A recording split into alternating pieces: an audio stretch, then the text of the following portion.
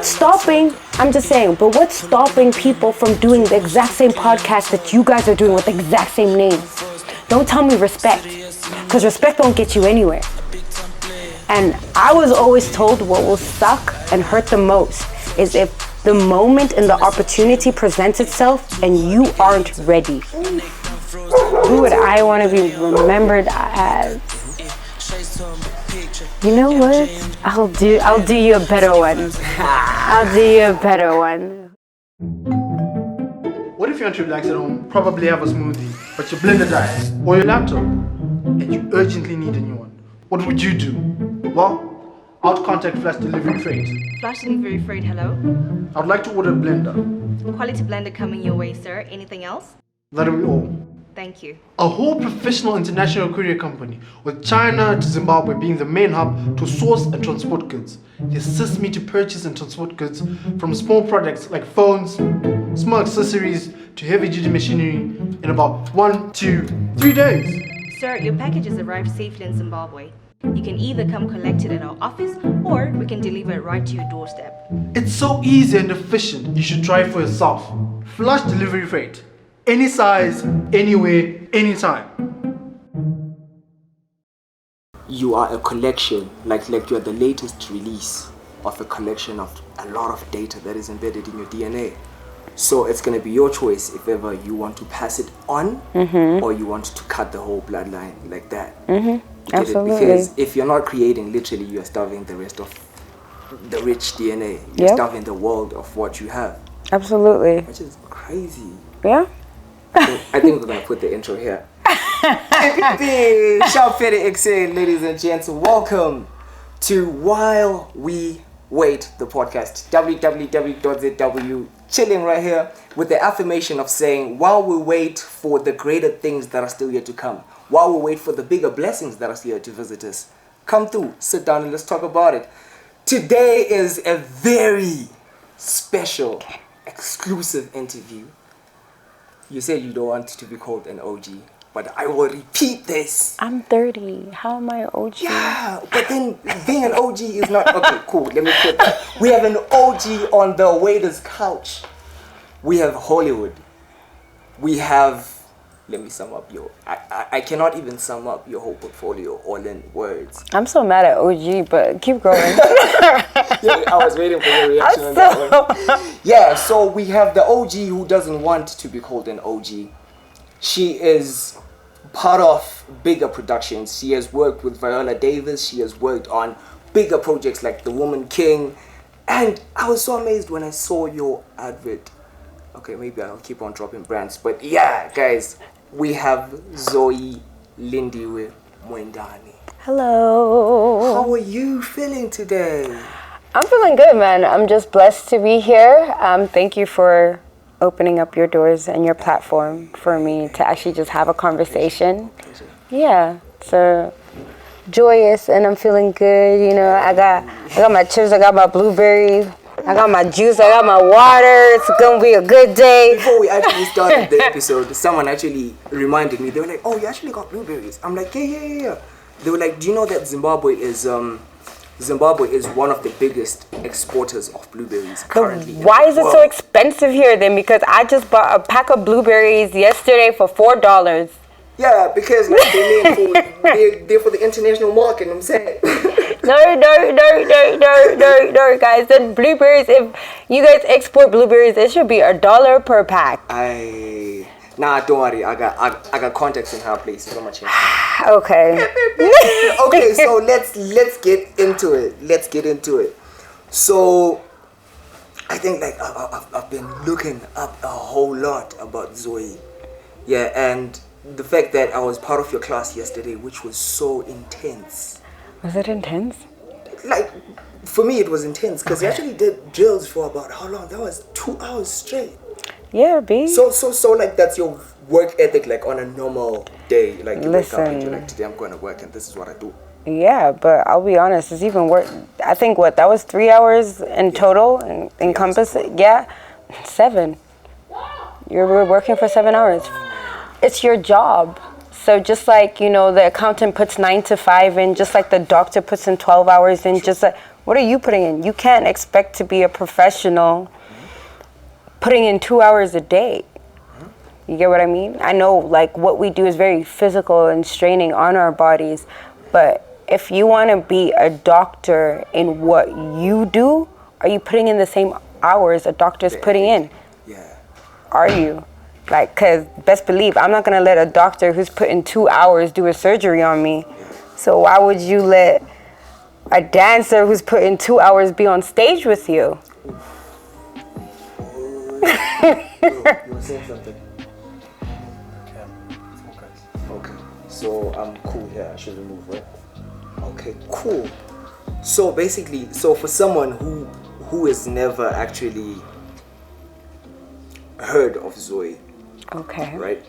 How best, like, do you, like, maybe in 3 words, if you could summarize? I think I'm repeating this question again. Yeah, because I want to hear from your perspective, because you're actually doing seriously amazing work. Like, you're leaving a footprint in this whole industry that is crazy. Yeah, so being part of big productions like this, so how do you actually summarize yourself? Who is Zoyi and what you do? Summarize myself. Yeah, Ooh, that's a tough as many one. words as you can. It's very hard because I try to take up space in whatever environment I'm in, so the summary might be a long one. Let's go. That's what we're here for. That's all we're here for. But, you know, Yeah. I am just a child moving with the higher powers gift. And I'm just trying to embark on this journey of making my dreams come true. That's really just about it. Okay. Yeah. Okay. So still on the high pedestal of the work that you do. Yeah. So tell me, how much is the team that you work with? Like, most people actually are very specific. Like, some of the people have road managers, account, HR, all of that. Like, yeah, they have a whole team behind them for them to reach the same success that you, maybe even half of that. Yeah. The same success that you've achieved so far. How Yeah. big is your team? My team is a group of men of 3. Okay. Bugs or Khotatso. Watatsu. Yeah, Okay. but we call him Bugs. Okay. But I don't know how he feels because he's going through a transition of, you can call me Bugs, but my name is Khotatsu. So, you know, the older you get, the AKAs fall off. Oh yeah, other names. Yeah, your AKAs fall off, but I still call him Bugs. You have Rome. And Eugene, my business partner, we started Kryptonite Dance Academy together. I think I was about 19, so that would put him at 21. Which and actually went on to win SA's Got Talent, right? yeah. Okay. So for us, you know, that team, we've been solid, even though what's beautiful is that we all come with something different. For instance, Eugene's background is marketing. That's what he studied. Mine is film. Rome is basically like compute design, you know. Okay. Especially him, he's so smooth behind editing as well. He's a smooth one behind editing. And then we have Bugs, who's also like graphic designing as well. So we all kind of bring, as much as our love and passion is for dance, we have, you know, a different professional, you know. Multi-skill. Yeah, you know, just a little thing at the. Okay. Yeah, but for us, it's how do we make this dance? And I keep calling it a thing, but how do we make this dance thing bigger? You know, yeah. How do we make it bigger? Okay. Than you know, and better than we left it with the skills that we were able to get through studying. Okay. So, like, the other question that kept on ringing in my head, because I was really trying to get it right, because the other day I was saying Muendane. Yeah. Or Muendane. Muendane to Muendane. Muende Okay. to go to travel. Okay. So yeah, that's Muendane. my last name means the travelers. Yeah. Oh, okay. Yeah, I think there's a Muende. correlation also, like, over this side, there's in Shona. Yeah. There's I think it's a totem, if I'm not mistaken. If it's a totem or it's a surname, whereby it's Muendambiri, which Yeah. means the ones who will lead the way. Yeah. So I think it has almost. So Muendane, which language is that? I'm Mozambican. Well, my dad, Mozambican. yes, I'm Mozambican. So to Muende, to go to travel, but as you filter in Swahili, that tongue kind of took across everywhere in terms of like the Bantu, you know, that's why in Shona, you know, Swahili, you know, Tonga, to Muende is to go, to travel, to be the first to lead. And it's said that our people are one of the first descendants of the Hebrew nation that basically trickled down into Africa. Yeah, so, yeah. Like, it actually goes deep, because recently I was actually watching someone who was breaking down the word Bantu. And I was like, what? Yes. Like Ba meaning the people who belong, right? And then Du being the sky. Yes. So it's like Bana, Bantu. Oof. I'm like, ooh. what? So yeah, so but now, like according to my research, like I think I got my notes wrong. According to my research, you're partly Zulu. Yes. And you're partly Ndebele. Yeah. So we wouldn't say you're partly American. I was just born there. So we mean you're American. And I was just born there. But and you're also Mozambican. see, I'll be honest. That's why I just say when people ask me, I'm like, I'm African. My mother is Zulu and Zambian. Okay. Yeah. So my grandfather is Zambian.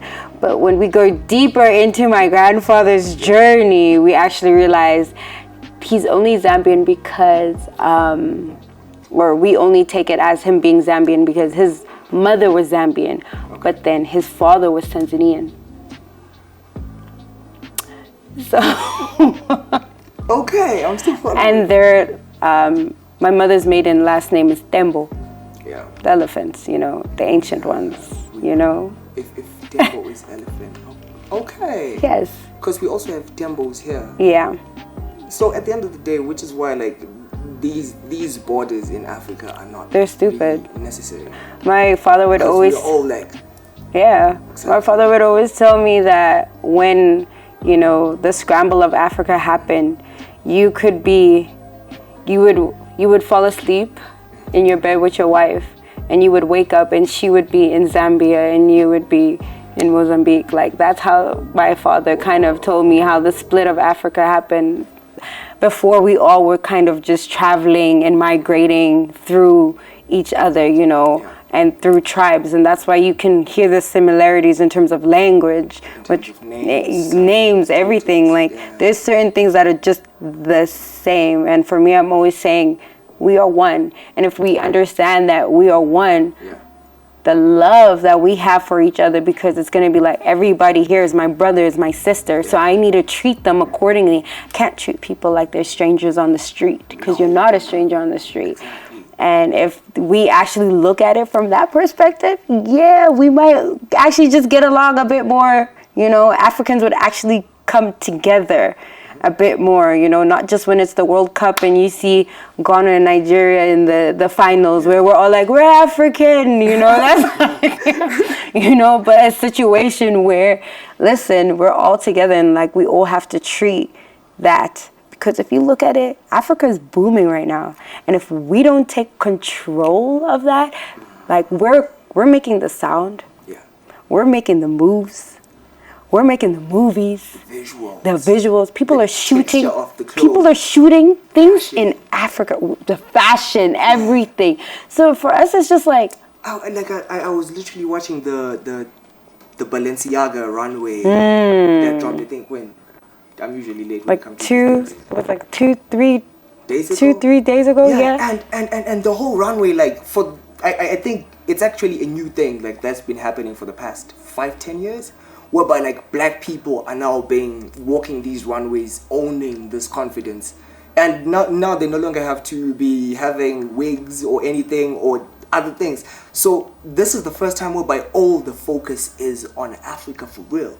So for you, like having worked with big projects like the Woman King, like how's the landscape out there? How are they taking the work that we're pushing from here out there? you can't deny something that is true. You can't deny something that comes from, like you might, there's certain things there, and there's certain battles that the project had to go through. Like the project wasn't just a smooth sailing project in terms of us or, the directors and Viola getting, that buy-in. Working with Viola, wow. That's crazy. Like, how is the the experience of working with her? Like, she looks like someone who has a really crazy work ethic according to the success. Absolutely, no, she does. You have to know what you're doing, and you also have to kind of like, I don't know, because it was a year. We worked together it was a year. Oh. Yeah, guys, shooting a film is not like. Hey. And there was COVID happening at the same time. People, so like the restrictions were also crazy. Absolutely, everything was very crazy, and sometimes you would have to dance with the whole mask on. Do you know you're breathing your carbon dioxide? You're just like, oh my gosh, it's suffering. But it's also like, I don't know if you know, like that's what they do, like in terms of like certain training where they have certain masks, and because they lower down their oxygen intake, it actually boosts their muscles, and So for us, we were like, there's pros and cons, but this is tough, But we worked throughout that whole process together, and a bond, a sisterhood, a union is created where you're able to ask for, guidance. So now you are beyond DMs. Hey man, you need to ask for guidance, and these are people who have walked that path. These are people who have had the same struggles you have had. And what's so beautiful is that it was a film by women for women. Like predominantly, that was a women crew, that was a woman cast. A lot of the time when you do stuff women project based, women are overly sexualized. Yeah, for sure. But no, this time we were looking at the strength of women. It carried power, like it exuded power. When you're watching it, you can literally feel like an army fully made of women, and they are owning it. Absolutely, that's what the Dahomey women were. Like the women in West Africa, in Benin, that's how they fought. It was women soldiers. So we were just basically taking a piece of their history and telling their story. And that's the beautiful thing of, I get to be a child today that is telling the story of, these Benin women. Who would have thought? Yeah. So it's just like, for me, it was a moment of thank you to them, because if it wasn't for them and their story, we wouldn't be where, that story wouldn't have been conveyed. Yeah. So take me slightly back. Okay. When do you actually receive the call to actually audition, or maybe you didn't audition, or they just called you up and they're like, yo, we actually saw this, and we need that on this? How did you take it? Like, how was the moment like? At first it was like, look, it was a normal day like this. Couldn't believe it. It was a normal day like this. At first you're just like, oh no, a director is trying to contact you. That's what we got word of. Okay. Can we please have your number? Welcome to Design Life, the launch, guys. In the cut with Eyes of 263, and right here I'm with the person of the moment, Millie McPhee, the editor, the brain behind, the creative thinker of Design Life. Hello, Millie. Hello, lovely to see you. Lovely to see you too. Yeah. It's really great being here in the midst of all this energy, all this artistry. So tell us, what are we doing today? We are celebrating the very first issue of Design Life magazine, which literally arrived this afternoon. We are a very premium 100-page plus magazine all about the creativity and culture of Zimbabwe.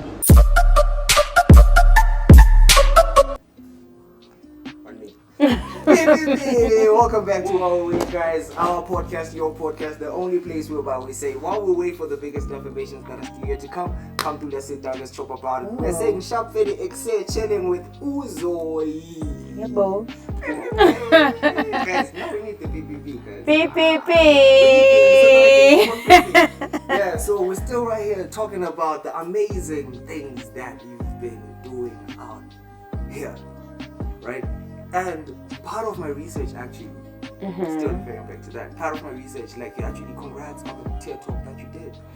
Thank you. That was amazing because you had a proper exhibition, someone who was communicating what he was saying through dance. Yeah. Yeah, that was crazy. Yeah, and for you, like, how was the experience being on such a big platform like that? You know what? It was nerve-wracking. I won't lie, because I think, you know what's funny? TED Talk actually happened during the time I got the call for the Woman King. Oh, so like it was straight up. And yeah, so I was like panicking on both ends. I was just like, I need to write this and make sure what I'm saying is conveyed properly, because they actually proof check everything that you are about to speak about. You can't just pitch up. You know, you have to have your facts straight. You need to basically make sure that whatever, you know, TEDx is putting out is factual, and, you know, they can actually carry it out beyond just you being there, and it needs to kind of cross-check with other, you know, sources. So I was doing a juggle because I had to also get things done for the Woman King, and I also had to make sure that was happening. But then how do you get to choose the title? Because from the conversation that we've been having, we're having different nationalities or different, Yeah, it is. Like so how do you reach the title of saying that was Dancing with My Ancestors, right? Yeah, Dancing with My Ancestors. Research, So the title, I know it's kind of scary that you did all this research in this short amount of time. No, well done, because okay, so Dancing with My Ancestors, because that's what you're doing, you know, when you are moving. I would say yes, you see me here today, but beyond me, standing right here, is just a long lineage of my ancestors, and though they are who are pushing me to certain places. That's why I always say closed doors aren't missed opportunities. I think we need to stop looking at God, your ancestors. People are saving you. People are saving you from certain things. People are leading you. Exactly. There's a realm that we do not normally sit in, I believe, and that realm you need to kind of have your ancestors pulling you, pushing you towards, you know, greatness. I feel like if you speak it and you are it and you manifest it, you will be it. So for me, it's a thing of dancing with my ancestors. That's what I do day in, day out. I walk with them. I talk with them. I am with them consistently. Yeah, it's part of the experience that I actually got to learn in your class yesterday, whereby everything that you're putting out, you explain it where it originates from. Like Ukida, yes. You know, the even that waist movement, you explain where it's from. Everything, yeah. Yes. So, which actually gets me to actually saying, it's funny how all the references that I know top of my head, you've worked with them. Yeah, whereby Java says, absolutely. So like, also, how was it working with Java? Like, wow. Hey. That was like summers, not safters. No, summers. So, but then you've done both summers and safters. Yes, so I was a junior producer for the safters. Okay. Yeah. Which year? This was like when I was still getting into, probably like 2018. Okay. When I was still like pushing into the industry. Right. But was it 2018? Maybe. I might be wrong. We don't know. Let's say it was. But working with Java, man, Java is spiritual. Right? Right? Absolutely. Like even when he's getting dressed in his changing room, when he's putting on, because the clothing he's wore, all the light skin that you see, that's been prayed for. That's been prayed for. Like you can't just touch it. It's been prayed for. So it's a thing of, you need to understand, guys. That's bigger than just you and me sitting here. I heard, like I heard Java's Tech Rider actually comes with a money. And it's cool. Like, facts. Let's go, bro! Facts, like, this is actually an article that is out there. And I was like, he's really Java. No, man. But what I love about Java is that he is a person. And when I mean that is Devil will work with everybody in the room. That's how he is. He's somebody who will work with the youngins, the elders. He'll make sure his sound is everywhere, and you can, and you can hear from what he's saying. It's coming from here. Like, he just wants everything to be better. So, and he's a very simple man. Simple. He likes simplicity. He doesn't want things to be too much, too hard. He's not the type of person you're gonna have dances everywhere swinging. No, but how you create his visuals is something simple but hard hitting, because listen to his words. It's authentic. It's coming from. You need to listen to what he's saying. Yes, because what he's saying is so powerful. Hey. Like, I think also in the music industry, like you have a very powerful touch, because you've worked with so many big names. So also, like, delving deep, like how was your relationship, your working relationship or friend relationship with the late Costa, R.I.P. That's Titch the boy. That's the family. The work relationship is, honestly, Costa believed in us when we didn't. Like, he saw a vision before we even saw it. And I feel as though sometimes that's what you need. You need those people in your circle who just, put that dopamine, like, just that injection of, like, wake you up, like, let's go, let's move. And he came to Eugene and I with just a vision of, like, listen, guys, I want to put dance back on the map because we run this. He literally told, absolutely. He was just like, dancers are going to run music. Dancers are going to run fashion. And if you slowly look into it, it's kind of getting it. Dancers are going to run videography because, let's be honest, some people, some cities at this moment, they just place the camera there and static shot. Yeah, we shot the music video. No, but if you get a dancer who has that understanding of camera, you're going to get so much movement that is speaking with the movement that the dancers, exactly. So dancers are going to end up running. He's like, dancers are going to end up running everything. So he's like, let's move. And for us, just having somebody believe in you, sometimes you don't know what that can do. You don't know the ripple effect that can do. So I'm always grateful to Costa. Like, there's never a day where I don't miss him.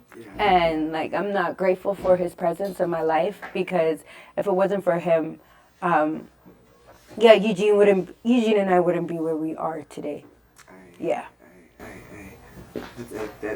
That's really powerful, because, like, most of his direction and the visuals that he put out, you can see his touch even up until now. A whole lot of people, like, even internationally, are getting the way that he presented his videos, even the way that the treatment of the choreography and all of that. That was a very powerful touch. Yeah, absolutely. And it's such a blessing that you actually got to work with him hand in hand, also working with Phantom Steez on Steamiller, right? Absolutely.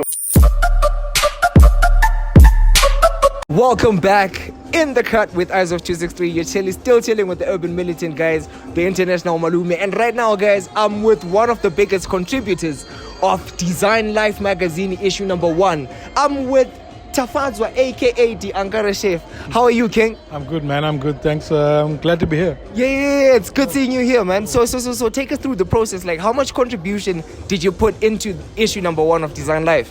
Well, I have a recipe in the book. Did a few articles as well with some artists now, players in the industry. So it was fun. I enjoyed it.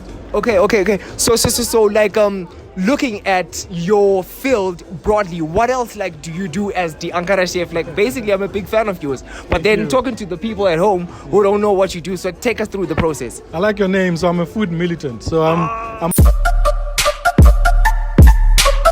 No, ready, fire, go. Okay, that's we're fine. trying to keep it organic. It will always be organic. It will always be a conversation. I feel as though I don't have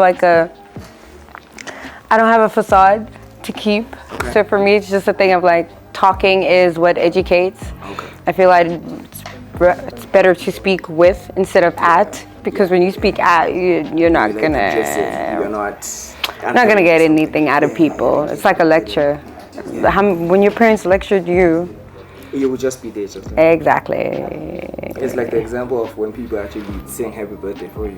What do? Do you sing along? Do you just keep quiet? Listen, I take that moment in because to get all these years in, not a lot of people got there. Not a lot of people got to your age, so you gotta celebrate it. But that's a new thing that I'm kind of getting into, like celebrating me, just because I've made it this far. Because some people never had that opportunity. For sure, you made it far. Yeah, you did. Oh no, we still got a long way to go. A long way. Hey. So while we wait for that, this is the conversation that Absolutely. we can have. Absolutely. Yeah. It's really crazy. So basically, if you were to sum up like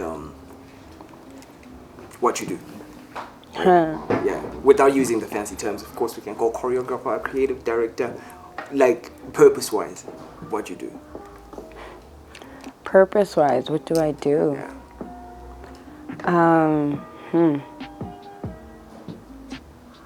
To be honestly, I feel as though I communicate love. Okay.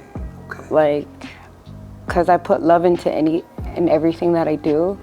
I feel like that's what I communicate. I communicate love, passion, drive, especially like people going after their goals. I feel as though if we all just loved a little bit more, it would be a sense where we would get through more things. I think we have this, absolutely, I feel as though we have moments where we're just like, how can I be better than them? You're not saying, how can I just be better? Myself. Yes. We're always trying to size ourselves up with the next person. Comparison is the worst. It's the worst killer, especially like for art, for creatives. It's the worst killer to try to compare yourself. I feel dance in its expression is love. So that's what I express the passion. Yeah, the way you express the passion. All of us, most dancers, I feel like we have had to make some sacrifices, family-wise, friends-wise. So in us making those sacrifices, it was for the love, but it was for the love of what you do. I always say, no matter who you are, dance is my first love. If you come into my life, dance is my first love. And if you want to go higher than that, it's a thing that God has given me this gift. So like it's your medium of spreading your love. There we go. Okay, so which means without that, you cannot express love. There we go. Okay, that goes deep. Yeah. You're actually right on the fact that if we could actually love more, the world would really be a totally better place. Absolutely. Yeah, because like there'll be a lot going on, but then the moment you actually tell yourself that I'm here to spread love through everything that you'll be going through, like, yeah. So let's get even deeper to that. So we had COVID, right? Okay, yeah. And with COVID, was different. what happened? People started looking to the dancers, the artists, because there's love in what we do. We made it a little bit better for us to go through this self-isolation of 2 years. You had dancers making TikToks, reels, and people watching those TikToks and reels and, trying to recreate that. So it's crazy how, exactly, that love and infectiousness that comes from dance, it's love. That's what it is. That's the purest form. That's the purest form. And that was the first time, like, ever we didn't get to put our focus on accountants and the HR and management. Yeah, that was the first time, like, actually people found a moment just to self-introspect. Exactly. And learn skills about yourself. Because I think during that time, like, that's when I revisited painting. Yeah. Because I had all the time.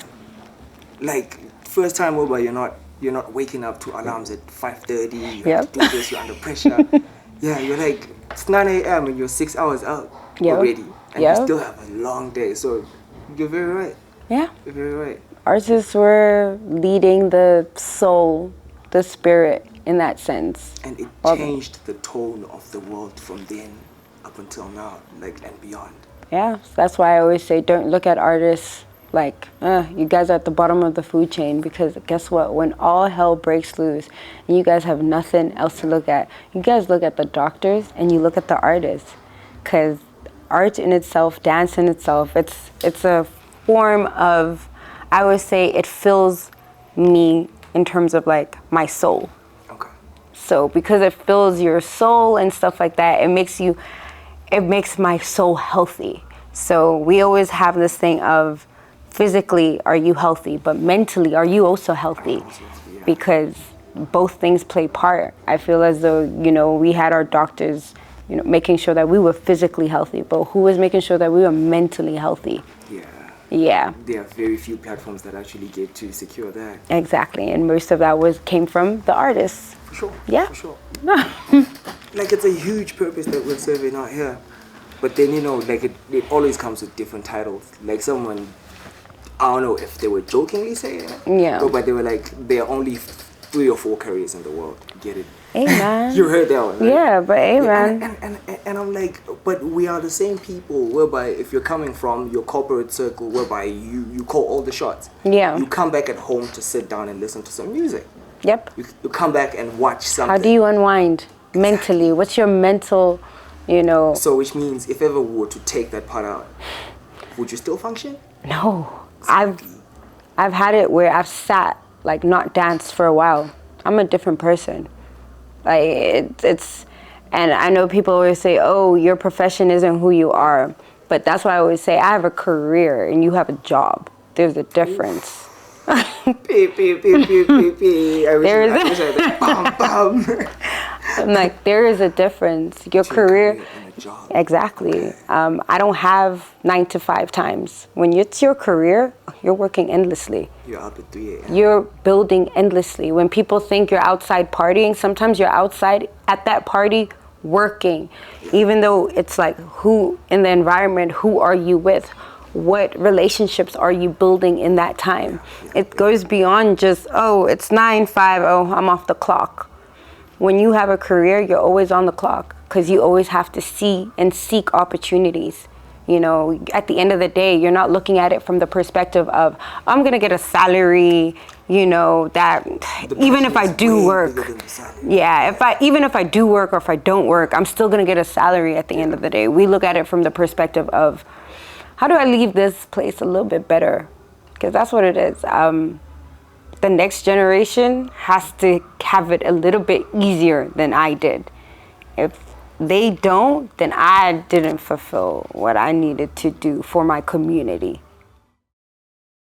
Like, if you don't take it serious, if you're not putting in the 7 hours a day in it, if you're not making sure that you have your headshot and resume in it, if you're not making sure, like, this is the standard that we need to be at, do not expect the person from corporate to take it serious. They will not.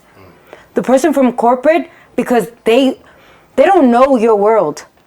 So you are the door for that. You're the door, you're the gateway into that world. So if you don't have this thing of like, okay, cool, I am taking myself seriously. Therefore, if I'm taking myself seriously, I have to make sure that I have my resume. I have to make sure that I'm physically and mentally fit. I have to make sure that I'm doing all the preparations in order for me to get ready for this moment. Because that's all it is. You're getting yourself ready for a moment. And I was always told what will suck and hurt the most is if the moment and the opportunity presents itself and you aren't ready. And you aren't ready. And that's why you have it that sometimes people get one job. You get booked for one job, and then after that, it's done. That means you weren't ready. And they saw that you weren't ready. I have reoccurring work. Half of the directors I've worked with, they've probably done KFC or this or that. However, I'm on the same job with them. I'm reoccurring because they understand my work ethic. I take what I do seriously. If they need a pitch at 4 a.m. or if they need a pitch at 7 a.m., I'm sending them briefs at 4 a.m. in the morning. I'm with them. I'm taking whatever it is that I'm doing just as serious as what they are doing. That's what people respect. But this thing of, I'm just going to get there and, I don't know what I'm going to do, but I hope I get it. are you a professional or are you just trying? And there's nothing wrong with just trying, but you need to understand there's a difference between the professional side of it and the having fun side of it. And then you need to then realize and articulate to people like, I don't do this for fun. This is my career. And because this is my career, you need to treat it as such. I always tell people, though, if you look at my training hours, like let's say for a show, we're doing 7 hours. You're going 9 to 5. You're doing a whole 9 to 5 with one lunch break, just like you do at work, like it's any job. You're doing 9 to 5. Sometimes, you tell them, look, you're gonna work a 6-day. You're gonna have a 6-day work week instead of a 5-day work week. That is negotiated in your contract. Have contracts set up. Let people sign contracts so that they know what they're getting into, because you are the only people that can professionalize what you're doing. Have it. When it's professionalized, contracts are in place, when you have to speak to lawyers, when you tell people you're getting paid on the 8th day you tell people, listen, this is what needs to happen. It's a thing of, it's in your contract, you can't fight me. I've professionalized what we're doing. Have contracts with brands. I tell brands, you cannot pull out they have to sign NDAs before I give them creative briefs. You need to sign that, because I'm giving you my IP. This is my intellectual property. For an artist, sometimes that's all we have. But if I'm not going to professionalize my IP or have something that is, strong on my IP, guess what, guys? Anybody can take. What's stopping people from doing the exact same podcast that you guys are doing with the exact same name? Don't tell me respect, because respect don't get you anywhere. But the thing is that somebody can take this whole podcast that you're doing, because you haven't professionalized it. They can take the exact same thing, exact same format, exact same, and be like, well, yeah, it's ours now. I have the documents, I have the LLC to prove it. Legally, what do you have then? That's why professionalize everything that you do, because then you can speak to corporate. When they see a PTY LTD or a tax number that has to come in when they pay you, you're speaking to corporate. They understand, oh no, this is a business. And also, I don't know how it is for you guys, but like we have something called BEE, where you have to basically employ people who are black. You have to employ people on a project who are black, or you have to employ people who are women, because we were previously disadvantaged. So for companies, when they see you have a BE certificate and it's 50% owned by women, the company, it's a write-off for them. So for them, it's like, it's a win. I'm hiring you. I'm getting a good report. I'm getting good work out of it, and I'm getting a tax break.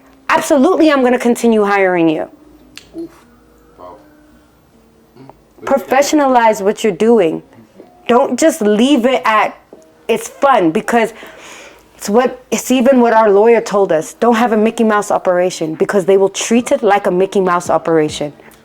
And that is what it is. If you guys are running a Mickey Mouse operation, watch them treat it exactly like that. But if you professionalize it, watch them treat it like a professional business, a professional career.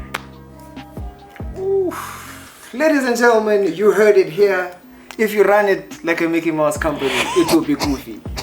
Beep, beep, beep. Okay, so me still following do that. It like you've answered one of the questions that I had of saying, how do you bridge creative to corporate?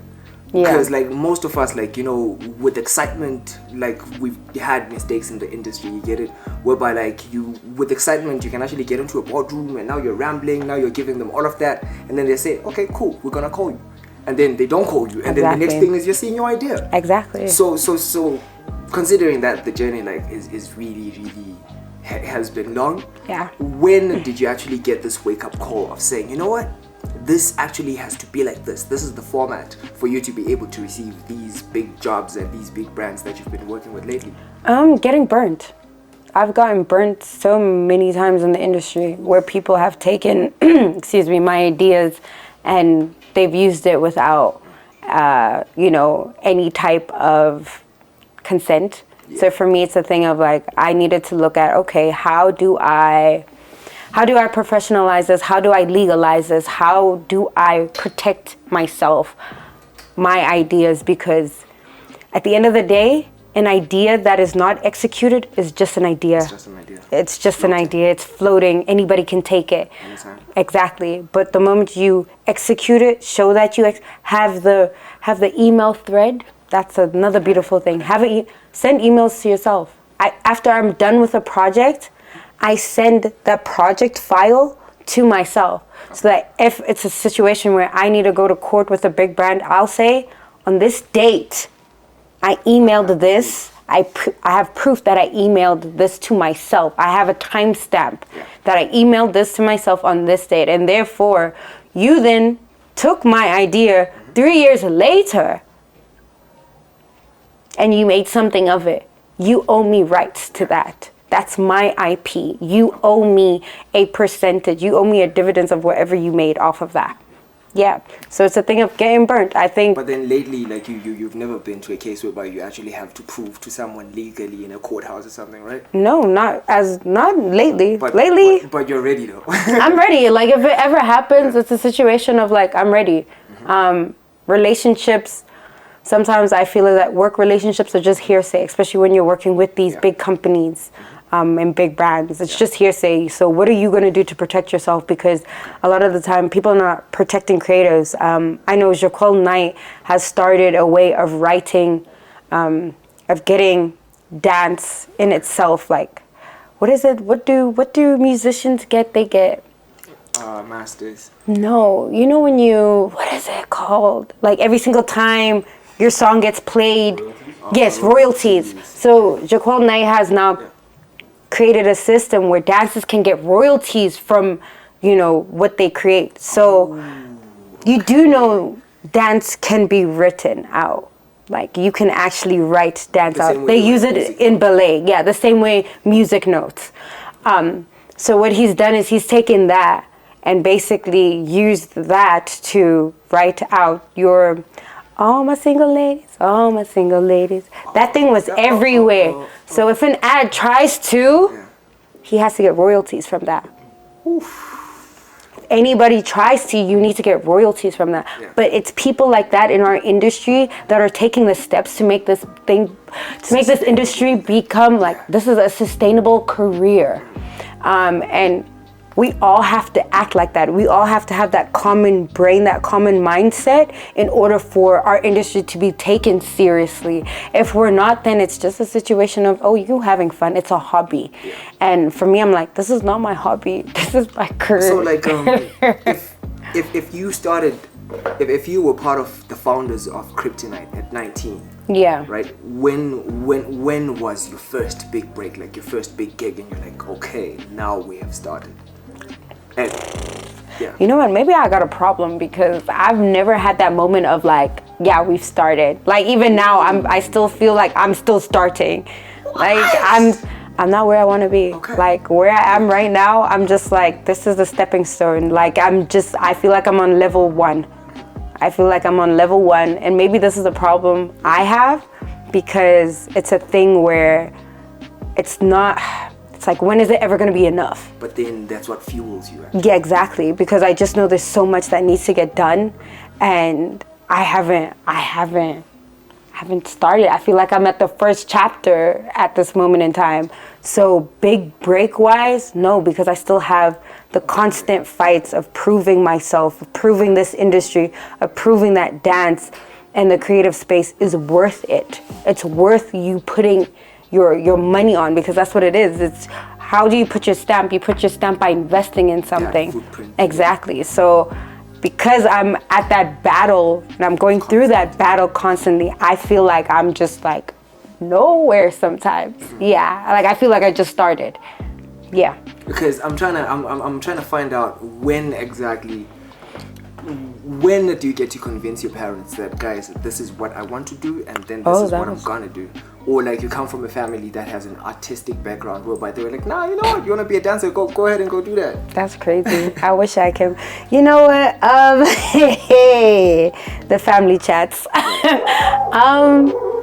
So in terms of the family, this is a tough one because it took a long process.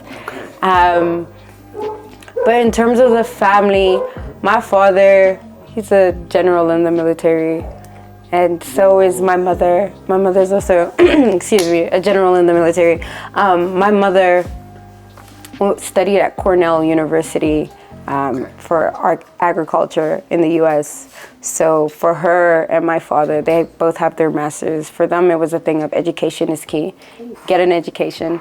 This dance thing is just this dance thing.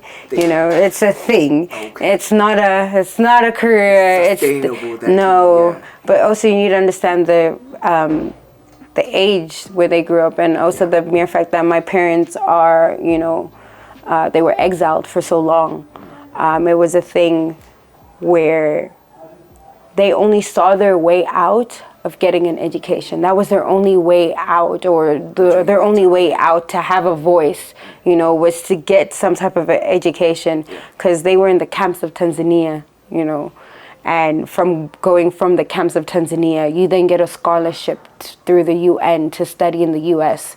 So for them, that was just like, there's light there's no other way out. You need to do, this is the process.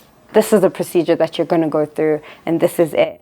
My dad was not for dance at all. My mom, I think because she saw it made me happy, you know, she tried to just, my child, be happy. You know, my mom tried to really focus on my happiness as growing up. My dad was very strict in terms of like, go to extra physics, go to extra maths. Like, that is what you should be doing in your free time. You should not be dancing at all.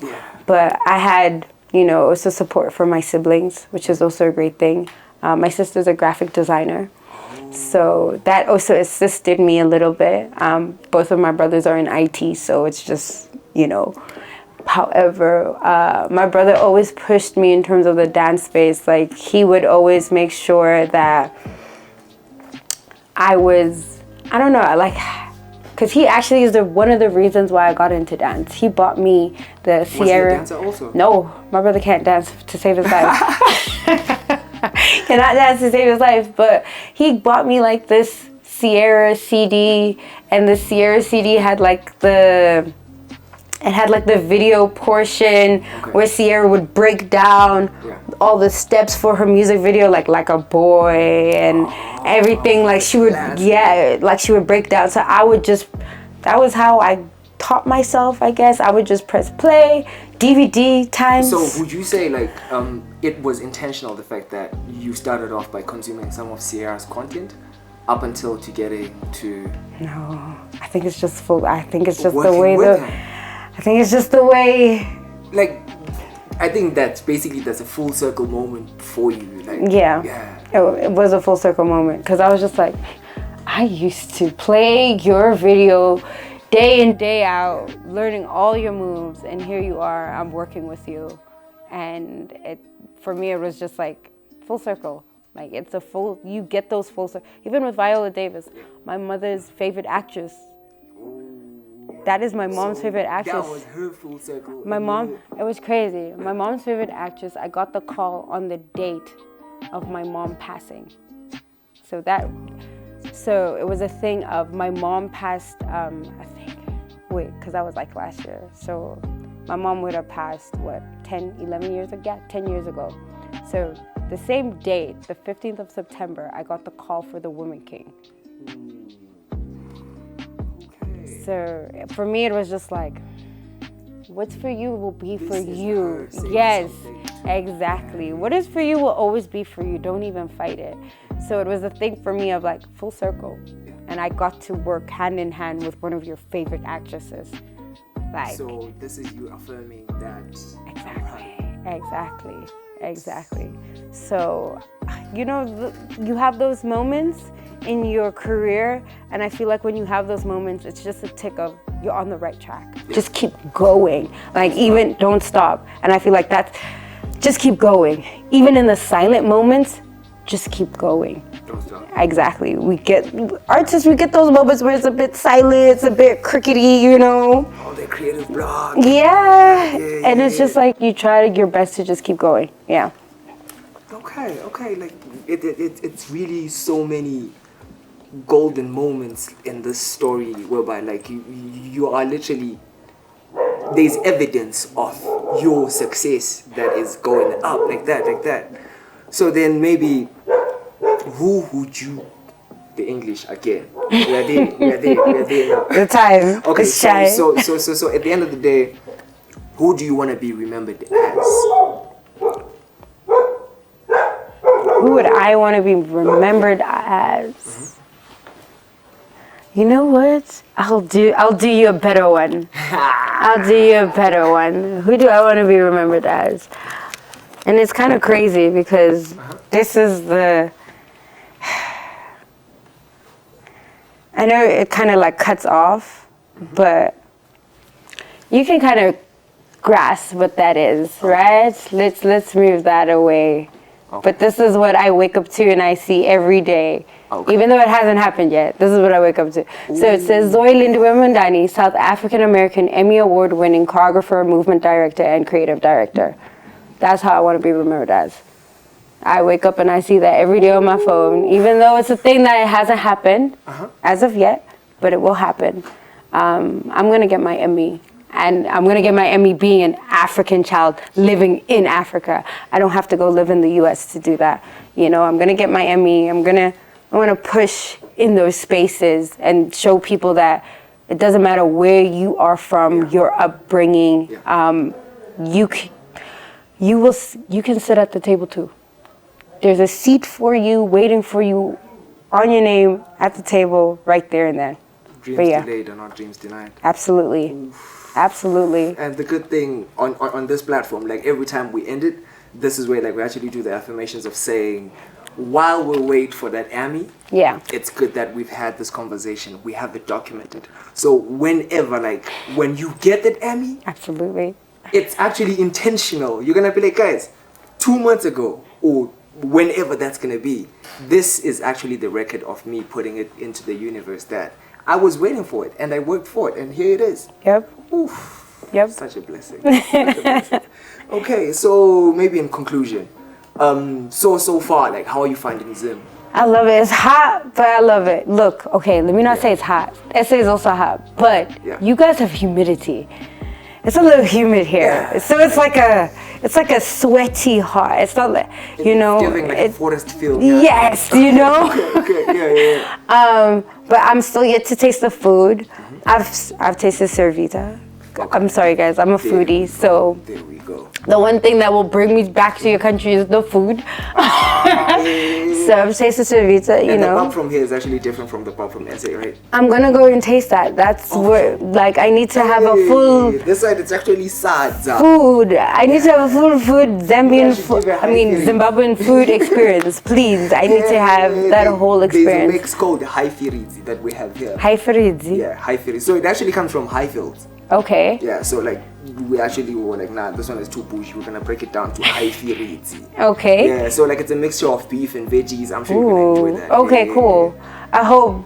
Just go experimental. Like Zim is actually safe. We don't do other endangered species. It's your beef. It's your all of that. Yeah, I realize it. It's not a fish nation. Zim is not a fish nation at all. Nah, but no, it depends with the place also. Like us having like Kariba being one of the biggest water sources. Yeah. We get most of the fish that we export and that comes down to this side. So if you're looking for fish, like there's a whole lot of places that actually sell good fish.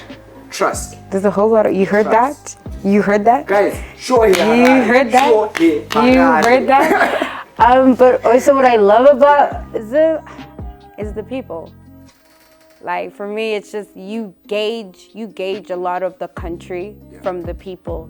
And I'm always the person of, I don't want to do what the tourists are doing. I want to do what the actual people of Zim are doing. I want to eat the food that the actual people of Zim are eating. I want to go to the places where you will find Zimbabweans and not just a bunch of touristy, you know. So for me, I'm just like, from the people, there's a lot of love. There's a lot of companionship. You guys have this dog-eat-dog world thing going on. You know, the hustler mentality. Y'all are big hustlers. But for me, I'm just like, a lot of the time, the places that hustle the most oh my gosh, the art that they give out. There's a whole lot of it. Like, Because they understand it's this or nothing. it's still untapped. Like, there's a whole lot of talent Yes. that is still untapped. Like in Zim, like it's crazy. Yeah. Which is why, as you were saying, that right now the focus being on Africa, like it's about to get crazy. Yep. It's about that time. Okay, cool. So we're gonna wrap it up. I love how he's just a producer walking around like. So chill. Yeah. So, guys, I had done so much research. This should have gone to 3 hours, but then we're saying the moment you get the MU, we actually need you for part 2. Absolutely. Yeah. To I come guys, and the it's- full circle. It's just an hour, 40-minute flight. This is next door. This is next door. It really is next door. Yeah. It's flying here versus flying to Cape Town. It's Basically really the next door Yeah. in terms of it's next door. For sure. Time, in terms of time, Yeah. you in and out. You can. It's a quick one. Yeah, but Yeah. personally, I actually enjoyed this conversation. No. Like, I really learned a lot, and I got to learn a lot about you and about life and work in general. Yeah. Because as creatives, I think we share most sentiments, and your work it can actually work for me as a director. Yeah. Can actually work for me as a presenter. So yeah, it's been such a pleasure having you on While We Wait. No, thank you for having me. Thank you for having me, guys. Our pleasure. Hey. Now I'm about to close the show, ladies and gents. This was another exciting episode of While We Wait, saying with the affirmation of her Annie. You go, watch the space. You've been chilling right here with the Urban Militant, aka Uncle Robin, aka Umalume Wabo, your uncle's favorite Malume. Chilling right here with Zoyi, Muendane, Lindy. Yeah. It's been such an honor and simple. Thank you. Beep, beep, beep, beep. Cards. Come and cards. No, come bring it. Come and cut here. Come. The cards. Cards. Where are we coming? Yeah.